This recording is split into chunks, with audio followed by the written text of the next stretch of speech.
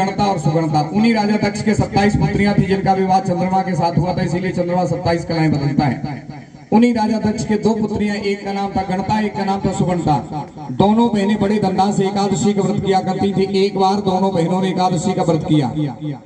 बड़ी बहन ने छोटी बहन से कहा, जा बहन व्रत खोलने का समय हो गया, उसे खा के हम व्रत खोलेंगे। क्योंकि हिंदू धर्म में कोई व्रत खाली पेट नहीं रहा जाता है, कुछ ना कुछ खाया जरूर जाता है। एक आध व्रत ऐसे हैं, जैसे कौन कौन से व्रत हैं? अब करवा चौथ ना बता देना, क्योंकि चांद निकलने के बाद फिर कड़ी भात कौन खाता है, गांव वाले। आइए, हरतालिका तीज, तीजा का व्रत कठिन व्रत होता है। निर्जला एकादशी, भीमसेनी एकादशी, ठीक। एक पूर्वांचल में ऐसा व्रत है, बाकी सारे व्रत ऐसे जो खाके किए जाते कुछ ना कुछ। तो बड़ी बहन ने कह दिया, छोटी बहन ने क्या किया, चावल का प्रसाद लिया। पहले चावल खुद खाए, वही चावल लेके बड़ी बहन के पास पहुंच गई। बड़ी बहन को क्रोध आया, कहा नीच, तुझे पता नहीं एकादशी वाले दिन चावल छुआ नहीं जाता, तूने इन्हीं चावलों से व्रत का पारायण किया है, इससे बड़ा पाप और क्या होगा, होनी हो जाएगी।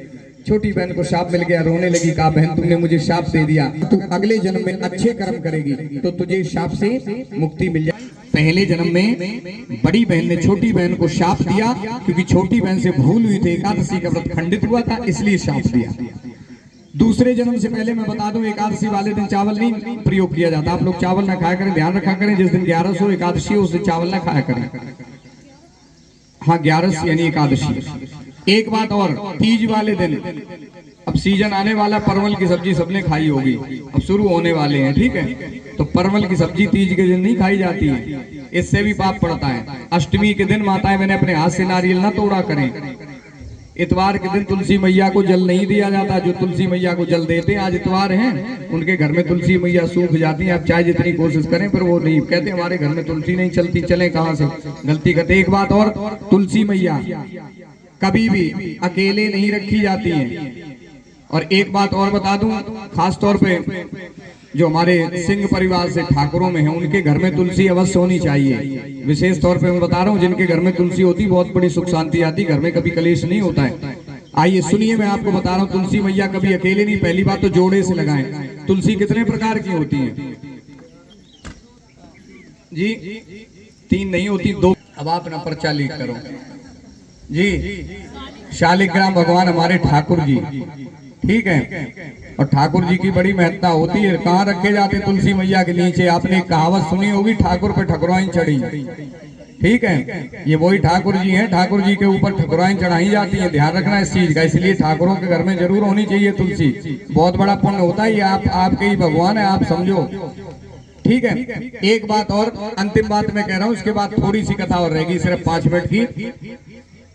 कि अगर जो शिव भक्त हैं, शिव मंदिर जाते हैं, जरा ये बता दें कितनी कितनी परिक्रमा लगा के आते हैं। रोज रोज भोले बाबा की पूजा नहीं कराई जाती है। और जो लोग रोज रोज पूजा करा दें, बड़ी वाली पूजा, पूजा का मतलब आरती पूजा रोज करिए, वो अलग बात है, वो डेली वाली पूजा है। विशेष पूजा नहीं कराई जाती है। पहले पता लगा ले भोले बाबा इस समय हाजिरी कहाँ दे रहे हैं। सुनो, एक फार्मूला सुनाता हूँ। कहते तिथि दुगुणी गुप्ता वाणी संयोजते सप्तस्य हरेर भागम एकेन वासा कैलासा द्वितीय पार्वती संधि तृतीय वर्षारूढ़ा चतुर्थे क्रीड़ा स्थले पंच के भोजन षष्ठे शमशाने। अब सुनिए, तिथि को 2 गुना करिए, जो भी तिथि है उसको 2 गुना करिए। मान लो 5 तिथि है, एक उदाहरण दे रहा हूँ, तो 5 दूनी कितने हो गए?